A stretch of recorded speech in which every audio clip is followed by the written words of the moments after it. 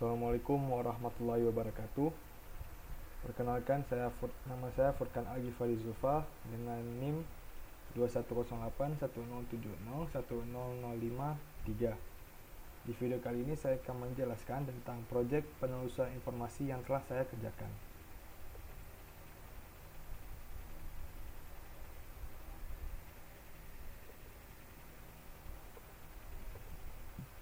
Namun sebelum itu, saya akan menjelaskan tentang website search engine yang telah saya buat. Di sini saya menggunakan Python Flask untuk mengimplementasikan search engine dengan website. Jadi di dalam file utama yaitu app.py itu terdapat beberapa function. Ini merupakan function yang bisa dibilang paling utama dalam project saya ini. Kenapa? Dikarenakan di sini dia akan memilih logik tentang metode backend apa yang akan saya implementasikan di project saya ini. Di project saya ini saya menggunakan dua macam implementasi backend, yaitu C code dan juga satu lagi switch A.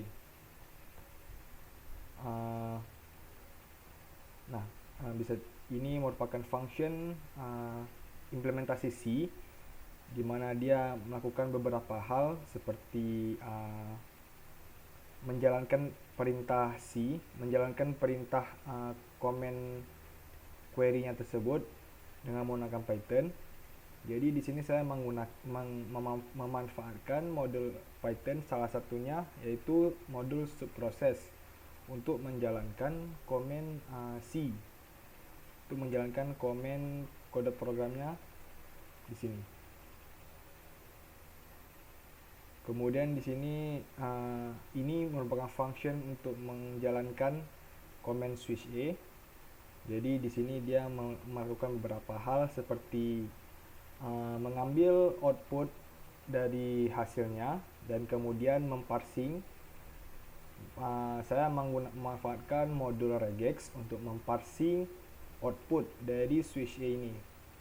Dan juga pada C juga saya melakukan hal yang sama, yaitu output dari C tersebut saya lakukan parsing, dan saya ambil beberapa nilai-nilai yang penting seperti waktu, nama file, waktu pencarian, jumlah dokumen yang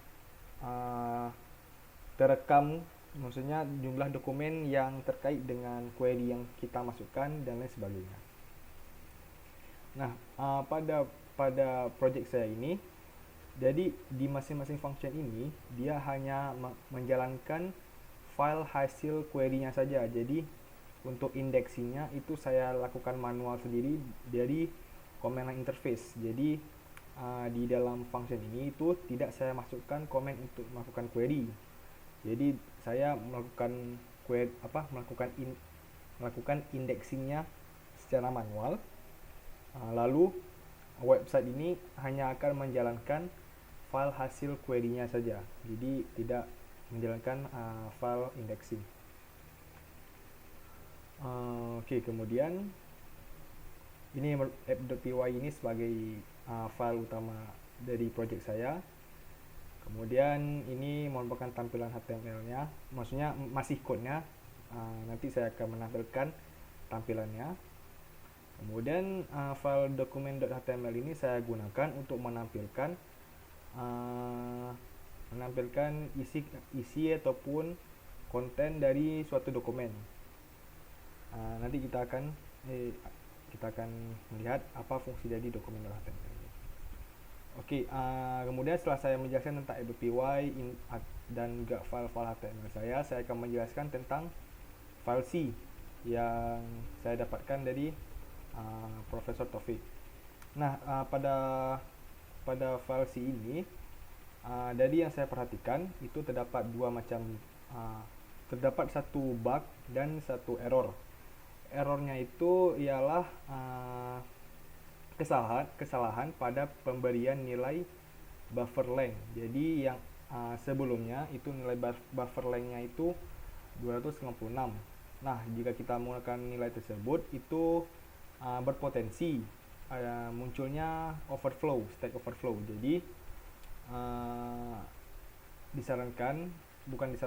jadi kita harus mengganti nilai buffer length ini menjadi 512 agar bisa menghindar dari masalah overflowing memori. Nah, kemudian yang kedua yaitu bugnya itu terdapat pada baris ke 148. Nah, di sini awalnya di sini size of-nya itu bertipekan integer, bukan long. Jadi itu menimbulkan masalah pada saat kita ingin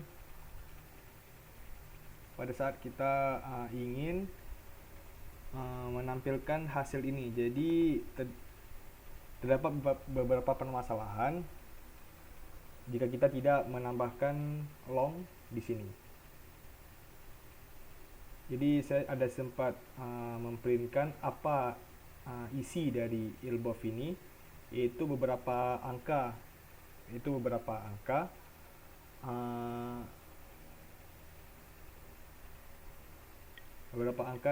Hasil dari nilai FW ini. Jadi FW ini itu berasal dari file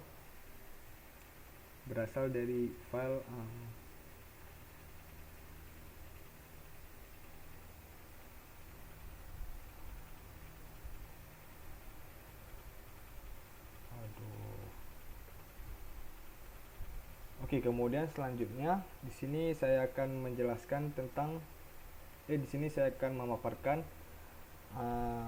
UI yang telah saya buat. Oke, bisa dilihat sini bahwa ini merupakan UI yang telah saya buat. Jadi untuk peragaan awal saya akan menjalankan yang rank C dan saya akan memasukkan sebuah query. Nah, saya memasukkan kalimat infeksi cacingan, infeksi cacing lah ke dalam input text. Nah, kemudian saya klik search. Nah, bisa dilihat sini muncul beberapa hasil seperti dokumen yang memiliki kemiripan yang tinggi dengan query, dan kemudian di samping kanannya itu saya menampilkan waktu pencarian dan juga masing-masing. Nah, untuk rank C ini tuh, untuk yang code C ini tuh dia menampilkan untuk masing-masing term, masing-masing word dalam query itu dia istilahnya tuh akan menampilkan dokumen-dokumen yang memiliki kemiripan yang dekat dengan masing-masing word. Jadi seperti inilah hasilnya. Nah, ini merupakan dokumen-dokumen yang memiliki kemiripan dengan query yang kita masukkan. Kemudian selanjutnya jika kita menekan ini, maka kita bisa melihat konten ataupun isi dari dokumen tersebut. Nah, bisa dilihat sini, bisa sebagai contohnya tuh yang paling atas ini, dokumen 5.txt itu memiliki kemiripan yang sangat dekat dengan infeksi cacing. Dia memiliki skor tertinggi yaitu 5,226165. Nah, jika kita melihat isi dari berita ini, kebanyakan dokumen ini itu membahas tentang penyakit ataupun hal-hal yang berhubungan dengan cacing. Jadi hal tersebut relevan dengan query yang kita masukkan tadi, yaitu infeksi cacing. Dan juga begitu juga dengan dokumen yang peringkat kedua ini, dia kebanyakan membahas tentang cacing, maka dia tuh memiliki kemiripan yang dekat dengan query yang kita masukkan tadi, yaitu infeksi cacing. Nah, di sini bisa dilihat bahwa waktu pencariannya tuh 0,0. Bisa dibilang bahwa waktu 0,0 ini bukan berarti dia tuh waktu pencariannya tuh kosong, melainkan waktu pencariannya ini bisa dibilang cukup cepat. Mungkin dikarenakan ada beberapa faktor. Yang pertama mungkin karena jumlah dokumen yang saya indexing sebelumnya itu hanya berjumlah 49 dokumen. Dan mungkin bisa dibilang, dan juga untuk masing-masing kalimat di dalam dokumen tersebut, masing-masing konten yang terdapat di dalam masing-masing dokumen tersebut itu cukup kecil, maka bisa dibilang sudah pasti waktu pencariannya tuh akan kecil. Kemudian yang terakhir, saya akan melakukan input query lagi, namun kali ini dengan Swiss A. Oke, bisa dilihat hasilnya tuh cukup sama juga seperti sebelumnya, yang mana menampilkan dokumen yang terkait waktu pencarian dan juga yang lain sebagainya. Jika kita menekan salah satu ini, maka kita akan melihat konten yang terdapat di dalam dokumen tersebut. Oke, itu saja penjelasan singkat dari saya. Lebih dan kurang saya mohon maaf. Wabillahi taufik wal hidayah. Assalamualaikum warahmatullahi wabarakatuh.